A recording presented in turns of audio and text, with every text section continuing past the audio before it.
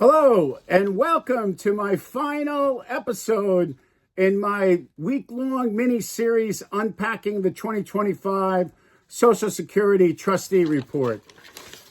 On the Friday Focus edition, it's the Social Security fork in the road, and what would you do to solve the problem? All week long, I've been unpacking the 2025 Social Security Trustee Report. If you've missed any earlier episodes, go check them out, especially Monday, my big picture with the 23% cut on Social Security. Tuesday, my sync analogy of the trust fund. Wednesday, the 11% cut in the Medicare hospital income. Thursday, with the history of how we fixed this in 77 and 83. And today's your turn. I have a special tool called the Reformer that's going to be attached to the post that I want you to play around with over the weekend. But first, let's recap and level set this for the week. The Social Security Fund is scheduled to run out of money in the first half of 2033. That's less than 8 years from today. At that point, benefits would be reduced by 23% under current law if nothing is done about it. For a typical retired couple, that may reflect about $16,500 in lost income off the top for them. The CBO projects Social Security will spend over $21 trillion in the next decade, but bring in $2.6 trillion less than needed. That's what's got to be made up. Who knows? Maybe they'll just take $2.6 trillion and just dump it into the trust fund and raise the deficit level by $3 trillion to fix it. Maybe that's what they're going to do if they keep kicking the can down the road. But I'm not sure that that's right. So what can we do? The Congressional Budget Office also laid out several ideas, nonpartisan, math-driven, and real. Here's a handful on both sides of the coin that I'm in favor of. One, on the benefit side, slow the benefit growth for the high earners. Two, raise the retirement age to 70. I like that thing where from 1965 to 2000 years of birth, you go up by 1% and eliminate early withdrawal. It will make the math easier. In other words, no early claiming. Four, adopt a flat rate benefit. Not sure about that one. And then consider a means test for high earners. I mean, if you have $10 million, if you have $1 billion of assets, do you really need Social Security? Maybe we just refund the money you put in over the years and that's it, call it a day.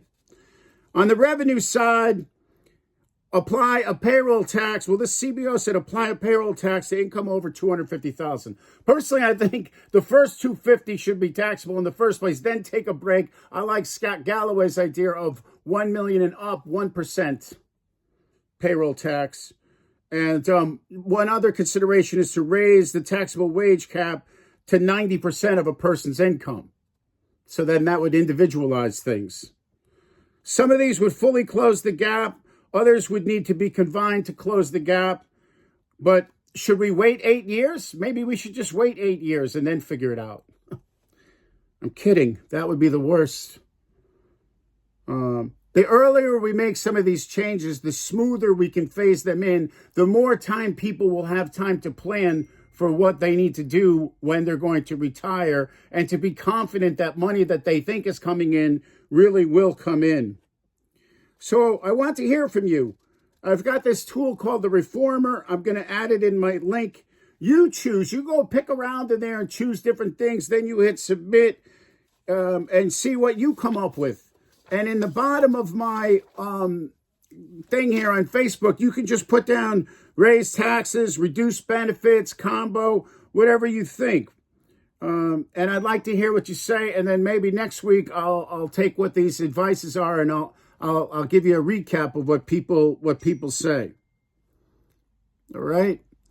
This Reformer thing is pretty cool. I checked it out a couple of times. And then they want you to send them the information, what you think to them.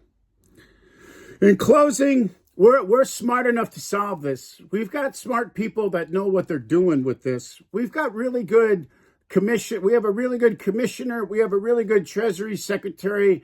We have a smart president that gets respected from everyone in this country. We need some independent public trustees. We haven't had one in 18 years. Maybe a libertarian voice to bring the Democrats and Republicans together. And so with that, I ask Frank Biziano, you want to sit down for a plate of lasagna, maybe some gelato, and bring me on as a public trustee. We'll put together some ideas that we can bring forward to Congress, and we'll get this resolved in about 2 weeks over the summer. Thanks for watching my mini-series. Let me know what you think. And have a nice weekend. Enjoy that reformer tool. All the best. It's been my pleasure. Call me if you need me.